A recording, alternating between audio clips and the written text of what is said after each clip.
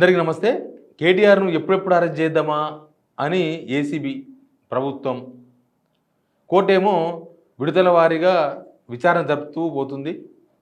మళ్ళీ అరెస్ట్ చేయొద్దు, మళ్ళీ మేము తీర్పిచ్చే వరకు కేటీఆర్ అరెస్ట్ చేయొద్దని ఆయన మీద ఉన్న స్టేను కొనసాగించింది. నిజానికి ఏం జరిగిందో మీకు తెలుసు.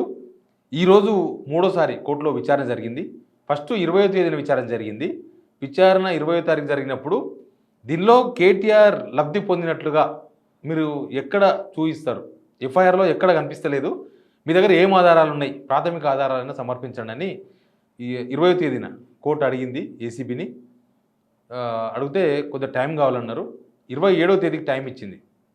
27వ తేదీకి టైం ఇస్తే 27వ తేదీన ఆ రోజు వాదన జరిగింది.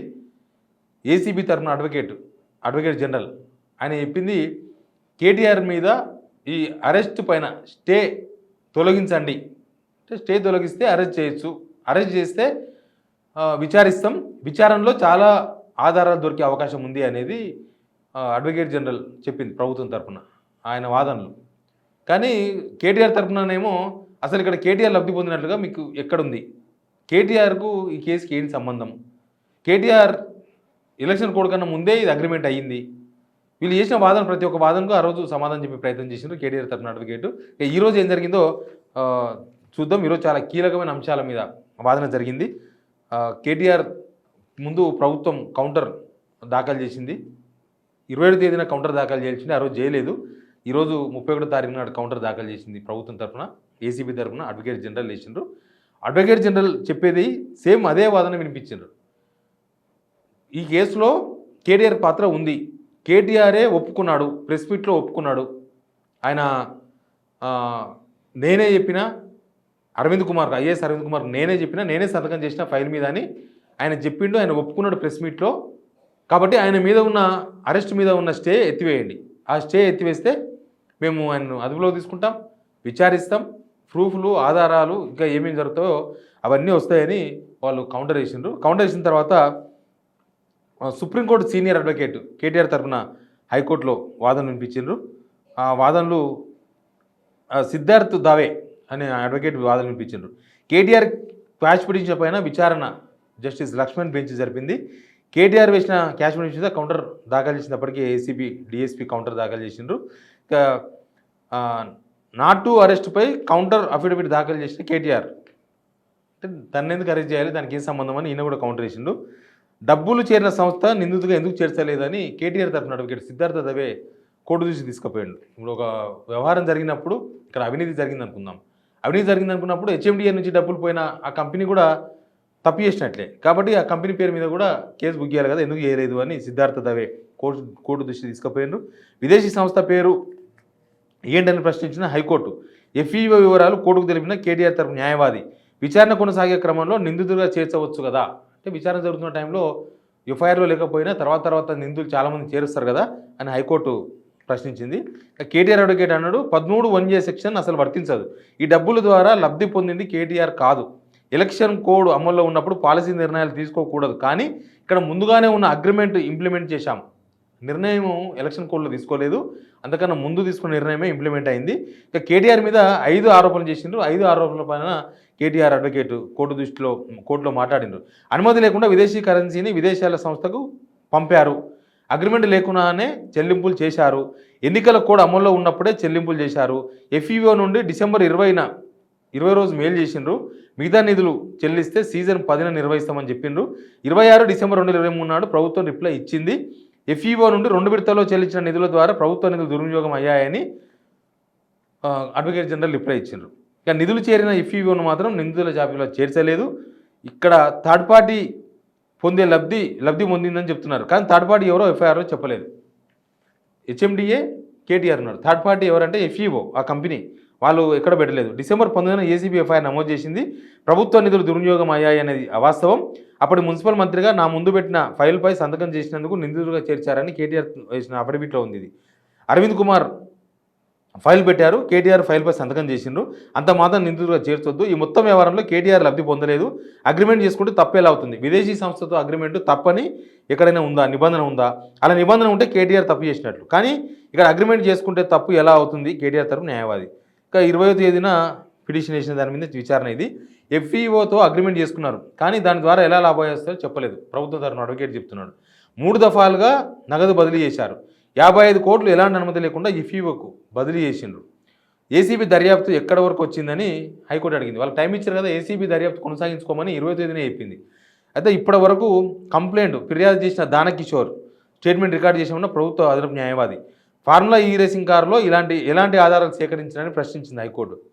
కేసు విచారణ కొనసాగుతుంది. విచారణ దశలో అన్ని ఆధారాలు బయటపడతాయన్న ప్రభుత్వ తరపు న్యాయవాది. ఈ ఫార్ములా రేసులో ఎటువంటి విధి విధానాలు ఫాలో అవ్వలేదు. ఆర్థిక శాఖ క్యాబినెట్ అనుమతులు పొందలేదు. అనుమతులు లేకుండానే ఎఫ్ఈఓ సంస్థకు 55 కోట్లు బదిలీ చేసిండ్రు. మున్సిపల్ శాఖ ఒప్పందాలు కుదుర్చుకున్నప్పుడు బిజినెస్ రూల్స్ ఉల్లంఘన జరిగిందని ప్రభుత్వం తరఫున అడ్వకేట్ జనరల్ వాదించిండ్రు. ఇక ఇవన్నీ మొత్తానికి ఈ వాదన మొత్తం విన్న తర్వాత మన కామెంట్ ఒకటి ఖచ్చితంగా చెప్పాల్సి వస్తుంది. ఇప్పటికీ 3 సార్లు దీని మీద విచారణ జరిగింది. 20, 27 ప్లస్ ఇప్పుడు ఈరోజు 31 విచారణ జరిగితే ప్రభుత్వం ఎందుకో ఏసీబీ కేసు ఫైల్ చేసినప్పుడు కనీసం అవినీతికి సంబంధించిన ప్రాథమిక ఆధారాలు కూడా కోర్టులో సబ్మిట్ చేయలేకపోయింది. ఇప్పటి వరకు కూడా ఎంతసేపటికి మీరు అరెస్టు స్టే ఎత్తేయండి, మేము కేటీఆర్తో విచారిస్తే తర్వాత తెలుస్తుంది అని చెప్తున్నారు. అంటే మేము అనుకున్నాం, మీరు అనుకోండి, ఇక దీనిలో ఏదో జరిగిందని మేము అనుకుంటున్నాం, మాకు అనుమానం ఉంది, మీకు కూడా అనుమానం రావాలి, మీరు ఆ స్టే ఎత్తేయాలి, మేము కేటీఆర్ని అరెస్ట్ చేసుకుంటాం. ఇక్కడ ప్రభుత్వం దుందుడుగ్గా వ్యవహరించకూడదు. కేటీఆర్ అనే వ్యక్తి ఎవరైనా కావచ్చు, ఆ వ్యక్తుల మీద కేసు బుక్ చేసినప్పుడు కనీసం ప్రాథమిక ఆధారాలు ఉండాలి. ఒకవేళ ఇక్కడ ప్రొసీజరల్ రూల్స్ అంటే డిపార్ట్మెంటల్ రూల్స్ తప్పినప్పుడు ఆ రూల్స్ ఇక్కడ ప్రభుత్వం ముందు 2 అంశాల మీద క్లారిటీ తీసుకోవాలి. ఇక్కడ అధికార దుర్వినియోగం జరిగిందా, లేకపోతే ప్రజా డబ్బులు దుర్వినియోగం జరిగిందా? ప్రజా డబ్బులు దుర్వినియోగం జరగడం అంటే ఆ డబ్బులు ఎవరో తినడం, కేటీఆర్కి పోవడం, కేటీఆర్ బినామీలకు పోవడం, లేకపోతే ఇంకెవరికో బీఆర్ఎస్ లీడర్లకు పంపడం, లేకపోతే కేటీఆర్ చుట్టాలకు పంపడం, అది దుర్వినియోగం. అధికార దుర్వినియోగం కేటీఆర్ పాల్పడలేడు. కేటీఆర్ ఎలక్షన్ కోడ్ ముందే నేను దీని మీద ఫైల్ మీద సంతకం చేసిన, ఎలక్షన్ కోడ్లో ఏం జరిగిందో నాకు తెలియదు అంటున్నాడు. ఇప్పుడు ఎలక్షన్ కోడ్లో ఏం జరిగిందో నాకు తెలియదు, అడ్మినిస్ట్రేషన్ రూల్స్ నాకు తెలియదు అంటున్నాడు కేటీఆర్. నిజంగా కూడా ఒక పొలిటీషియన్కి అడ్మినిస్ట్రేషన్ రూల్స్ తెలియాల్సిన అవసరం లేదు. అడ్మినిస్ట్రేషన్ రూల్స్ ఎవరికి తెలియదు, రేవంత్ రెడ్డి కూడా తెలియదు అడ్మినిస్ట్రేషన్ రూల్స్. అందుకే ప్రభుత్వం కేసు పెట్టేటప్పుడే ఏదో దుందుడుగ్గా కేసు పెట్టింది తప్ప ఆ కేసు వెనుక ఏముంది, ముందర ఏముంది, ఏమీ లేదు. కోర్టుకు ఇప్పటిదాకా మీరు ప్రాథమిక ఆధారాలు సమర్పించలేకపోతున్నారు. ఎక్కడ డబ్బులు దుర్వినియోగమైనాయి? అధికార దుర్వినియోగం అయితేనేమో అరవింద్ కుమార్ బాధ్యుడవుతాడు. అరవింద్ కుమార్ మీద ఆ డిపార్ట్మెంటల్ రూల్స్ ప్రకారం ఆయన మీద క్రమశిక్షణ చర్యలు తీసుకోవచ్చు. కోర్టు కూడా విచారణ కొనసాగించమని చెప్పింది, మేము బ్రేక్ చేయలేదు. ఏసీబీకి ఎక్కడ నువ్వు ఆగిపో అని చెప్పలేదు, మీరు విచారించుకోండి అని చెప్పింది. 20వ తేదీ నుంచి 31వ తారీఖు దాకా 11 రోజులు ఏం విచారణ జరిపింది? ఏం విచారణ జరపలేదు. మా దగ్గర ఆధారాలు ఉన్నాయి అని చెప్పిండు మొన్న, మేము ఆధారాలు తీసుకొస్తున్నాం అన్నారు. ఆధారాలు తీసుకురాకుండా కేసు పెడితే ప్రభుత్వం అవాస్ పాలవుతుంది. ఇప్పుడు టెన్షన్ ప్రభుత్వంలో ఉన్నది అదే. ఇప్పుడు ఆధారాలు ఎక్కడి నుంచి తేవాలి? ఆధారాలు సబ్మిట్ చేయాలి కోర్టుకు. ఇప్పుడు ఈ తీర్పు సరే రేపో ఎల్లుండో హైకోర్టు తీర్పు ఇస్తుంది, విచారణ జరుపుకోమని చెప్తుంది. అవసరమైతే అరెస్ట్ చేసుకోమని కూడా చెప్పొచ్చు కాక, కేటీఆర్ అరెస్ట్ కూడా చేయొచ్చు. కానీ ఆధారాలు ఎక్కడ? ఈ కేసు నిలబడేది ఎక్కడ? అంత ఎంతసేపటికి కేటీఆర్ని అరెస్ట్ చేయడం, లేకపోతే జైలుకు పంపడం, ఇది మీ లక్ష్యం అయితే ఆధారాలు అవసరం లేదు. కానీ దీనిలో సత్యం ఏందో జనాలకు తెలవాలి.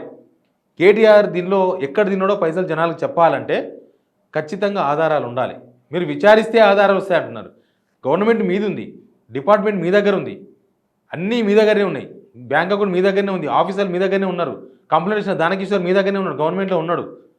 కాబట్టి మీరు కంప్లైంట్ చేసే ముందే ఆలోచించాల్సి ఉండే. కంప్లైంట్ చేసిన తర్వాత, ఎఫ్ఐఆర్ చేసిన తర్వాత కోర్టులో 3 హియరింగ్స్ అయితే కూడా కనీసం ఆధారాలు సమర్పించలేదు. కోర్టు ఏం నిర్ణయం తీసుకుంటుంది, ఏం తీర్పిస్తుంది చూద్దాం. బట్ తర్వాత అయినా ఈ కేసు నిలబడే కేసుగా కనబడాలి కదా. అది నిలబడుతుందా? కేటీఆర్ను దోషిగా చూపిస్తారా? అసలు కోర్టుకే మీరు ప్రాథమిక ఆధారాలు సమర్పించలేనప్పుడు తర్వాత విచారణలు తెలిసే అంశాలు ఏముంటాయి? ఒక ఇంట్లో దొంగతనం జరిగిందంటే ఆ ఇంట్లో ఏం పోయినాయి, మినిమం ప్రాథమిక సమాచారం. కేవలం ఇంట్లో దొంగతనం జరిగింది కాబట్టి మేము వేసినామంటే ఏం పోయినాయి అని కోర్టు అడిగితే ఏం చెప్తారు? ప్రస్తుతం అదే జరుగుతుంది. ఇప్పుడు కోర్టులో దొంగతనం జరిగిందని చెప్తున్నారు, ఏం పోయినావో చెప్తలేరు. గవర్నమెంట్ తరఫున, ఏసీబీ తరఫున అడ్వకేట్ జనరల్ ఏం దొంగతనం జరిగింది, ఎవరు దోసుకుపోయినారో చెప్తలేరు. Please subscribe signal TV.